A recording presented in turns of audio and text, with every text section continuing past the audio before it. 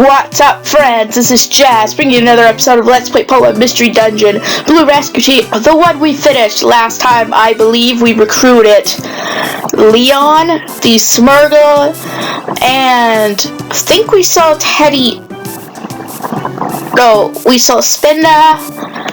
And as I said, I believe we're going. What was I gonna say? As I'm a little absent-minded, I confess when I did record this footage, I was very confused on what I was doing.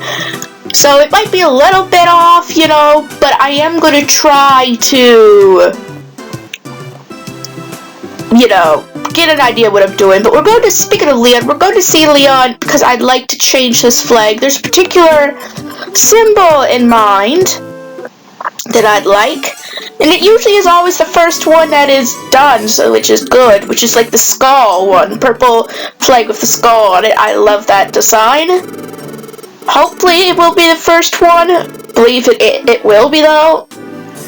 And we are going to, I think, eventually go to Xatu. As I said, like with these videos now, I also like to talk about what's been going on in general, whether with the channel or my life in general. You know, I do focus on the game, but I don't overly hyper-focus on it like I used to a long time ago. I just kind of tried, that's the only way I could relax about talking about other things like that. As I'm recording this, it is February, 21st? We're making this, so you'll see this later. So you'll just hear what's going on from the 1st and whatever.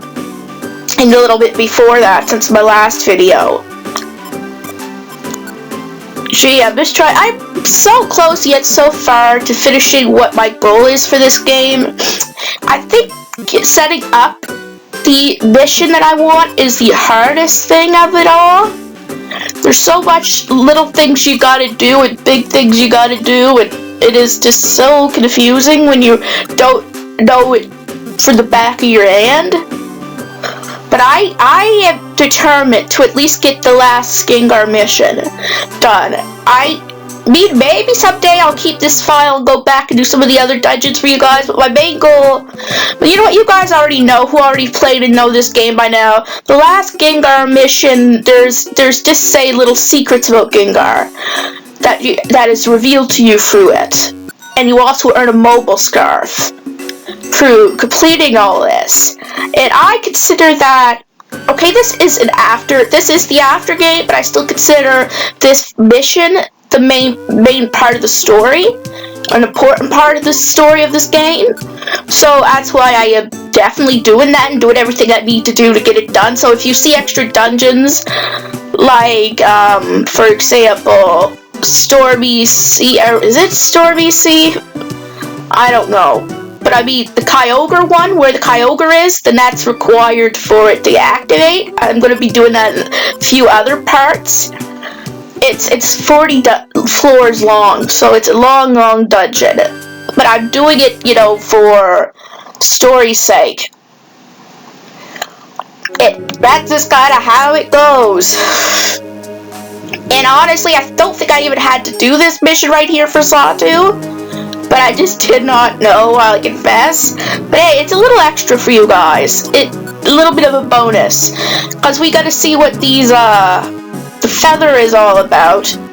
You know, after that, you can go to 3 different dungeons for Suicune and Raikou to get the color of it, I believe. And then something else happens. I'm gonna have to figure that out. Maybe I'll check that up eventually. I just figured this game out. I love this game, this and the Red Rescue Team, but I just figured it out. Oh, wow. Yeah, okay. Did I name something Dumbo already? I think that would be a perfect name for it, though, because it's an elephant. I think Dumbo is what yep, pretty sure that's what I named it, yeah. I know that's mean, but it's just like, have you guys watched that movie? I mean, it was a while since I watched it. I know some of the basic gist of Dumbo. Like, I know the mother gets protective of Dumbo when the boy is picking on him, and then she's sent away. But I think it all ends well in the end of it. Okay, or well, ends okay. I mean, at least it isn't Bambi's mother. My God, like, how tragic can it get? I mean, okay, honestly, I think between both Mufasa's death and Bambi's mother's death are kind of equal in a way in tragedy. I mean, it's funny. Each situation has one thing over the other. With Mufasa, you get to know his character more than Bambi's mother, who's kind of more feels like a side character, which she is meant to be, right? But Bambi's mother is pretty much like, she has lines and all that stuff, but it's just more of an afterthought. I'm sorry for those who have been heartbroken by her death, but she was more of an afterthought in a way, where Mufasa's character, I think, was developed a little bit more even in a short time, so you kind of feel more bad when he dies, in a way. But the way I put it is that one way that Bambi's mother's death is a little more tragic, or not Dunsparce, poop pants, I always name them that. But anyway, how do I put it? Both in Mufasa's death and Bambi's mother's death, someone tells the child that the mother, well, they don't necessarily say the mother's dead. She just says, the father just says she cannot be with you anymore. Where Scar blatantly tells Simba Mufasa's dead, right? And that if it wasn't for him, you would have been alive. So in that way, it's a little more tragic and heartbreaking. The one thing about Bambi's mother's passing that irks me is that very shortly after your mother cannot be with you anymore, and Bambi walks off with his father, la la la da dee dee dee dee dee. Yeah, watering it down much? And obviously, the only thing I've watched at all and remember is The Lion King. And I learned about the La La La from the Nostalgia Critics video of the saddest moments. But I mean, imagine if, like, okay, my father, what is it? My father died like almost 7 years ago in June. 7 years ago in June. And I was told by my other Aunt Janet, I've brought her up a few times too. And imagine if my aunt said, Haley, or Jazz, your father passed away, and suddenly a marching band comes in. Or something along that line. Wouldn't that dampen the mood a lot? Like, I mean, it'd be just like, oh, don't forget it, your father's dead, da da da. I mean, okay, I know technically the La La La wasn't aimed at Bambi, but, I mean, the audience, a lot of them young children, just heard something bad happened to Bambi's mom, and then suddenly, oh, little flowers, little birdies. Okay, I mean, I know I used the marching band analogy, but that was the most logical thing that could happen, right? I don't think flowers and birds would pop up in the middle, like, it's something at least more logical that could happen, but it's just ridiculous.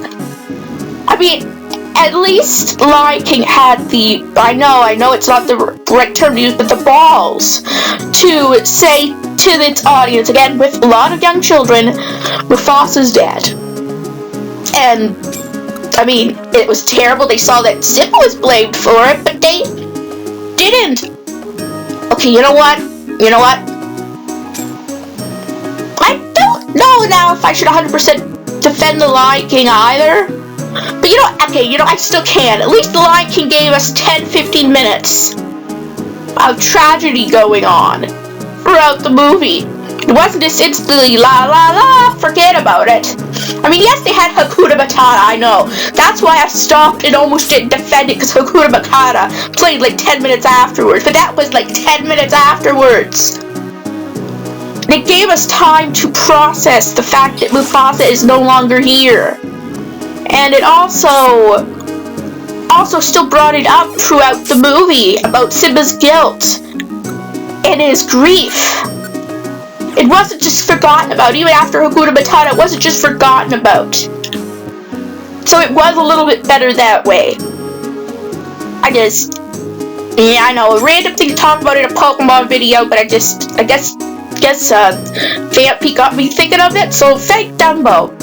Thank Dumbo for that. Yeah, I'm having a lot of good luck recruiting Pokemon here, I'd say. This is the best luck I've had so far. I got 2 Pokemon in the course of an episode.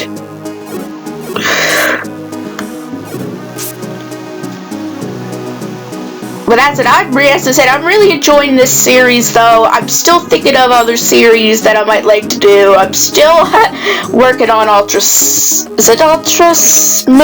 Moon. I can't really remember. Jeez, it was so long since I played it.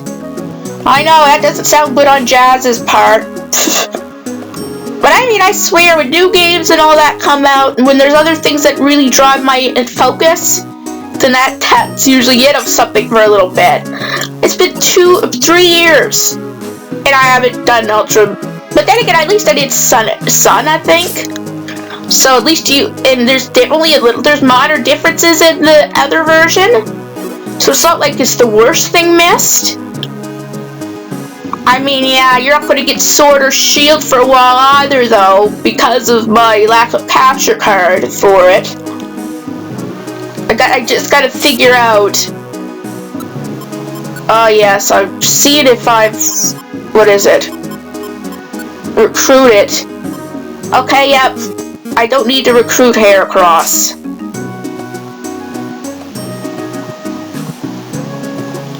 I already did. I think I named him Lacrosse, right?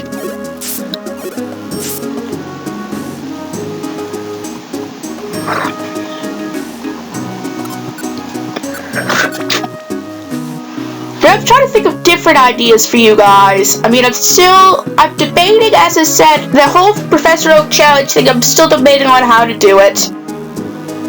Because I want to pick games that I know I'll complete. Like, I know for a fact, right at this point, you would never get one for Sword or Shield. Just because I could not legitimately complete it fairly. I mean, I know people say, oh, change the clock and all that, and yes, I wouldn't mind doing that. But, the issue is that they've updated the patch and all that, so they removed a lot of its ways of doing it. So, as I said, right at this point, I started one, not for the channel, but just to try it, and I couldn't do it. What I did instead was I caught as many as I could and leveled them up as much as I could that I took on. I've already gotten 3 badges. You know, like, the candy just weren't doing it at this point. And plus it was, like, I already had the frustration of not being able to get those raid Pokemon so easily. Right? So, right now, Sword and Shield for that type of setting would be out. I mean, maybe someday I'll get a review done, though. I've taken a lot of pictures of Sword. That is more of a guarantee than anything else. So, I'm going to have to keep in mind that some things have changed since the update that I am not so thrilled about. So, yeah, keep that in mind. But I still think it's a really good game. It's not like, and maybe when they have the expansions out, if I get them, there's so much money I'm going to have to really save up for them if that's what I really want. And pick one of them for now, to add some more Pokemon to it. Boom.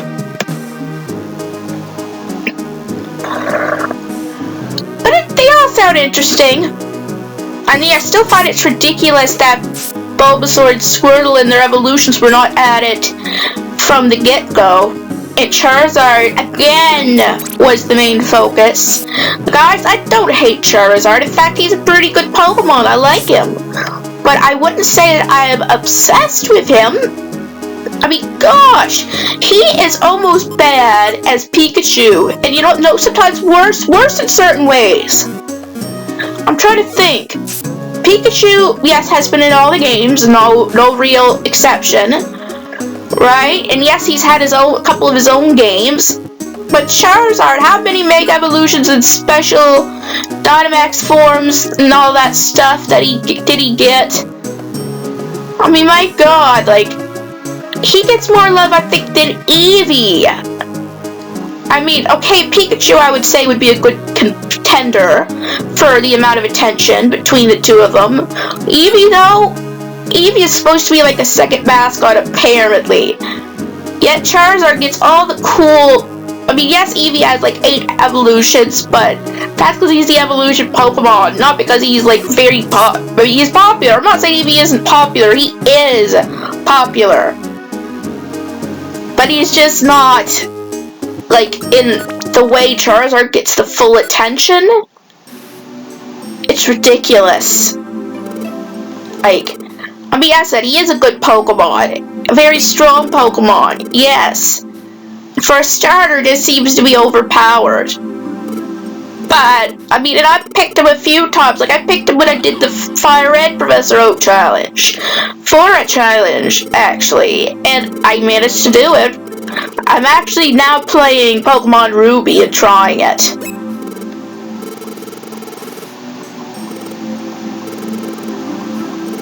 Okay, so see, it's talking about, so it's talking about the free legendary dogs. So, I mean, this won't be happening for a while, guys, if I do this mission here. But we have the option to go to Fiery Field.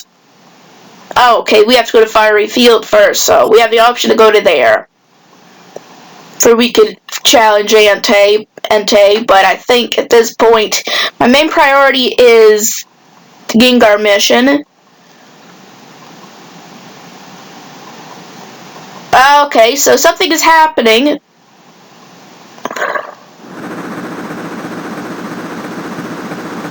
And that will be, I think, the start of our...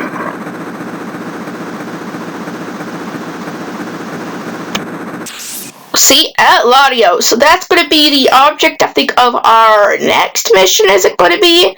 Because I think this is one of the important missions for this quest. Because there's been a theft.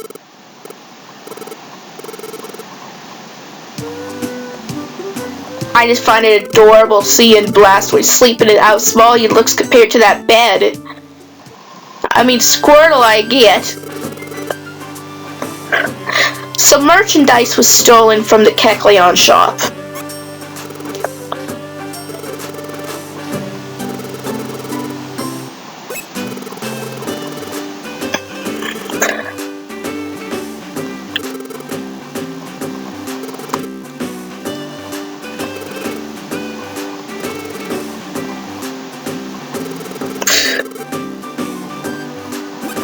Oh!